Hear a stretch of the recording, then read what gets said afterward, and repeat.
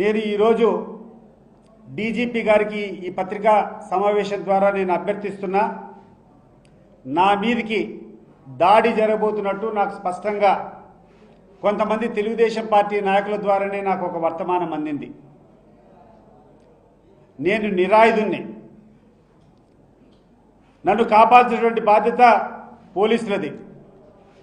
In case మీరు కాపాడలేకపోతే, మీకు చేతనైతే నన్ను కాపాడండి, నా మీద జరగకుండా చూడండి.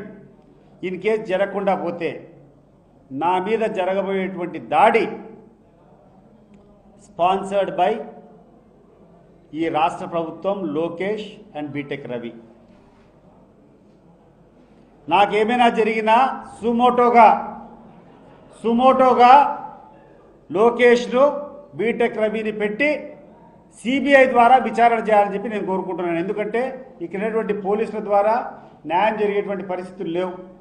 ఈడ పోలీసులు కాదు, పచ్చకండ వాళ్ళు వేసుకొని తిరుగుతాంటారు. ఇక్కడటువంటి డిఎస్పీ కానీ, ఇక్కడటువంటి రూరల్ సిఐ కానీ, ఇక్కడటువంటి డిఐజీ కానీ వాళ్ళకి పెత్తనమిచ్చినారు. నిజాయితీ పట్ల అధికారులంతా పక్కన కూర్చొని ఉన్నారు. వీళ్ళ వల్ల ఎటువంటి న్యాయం జరగదు.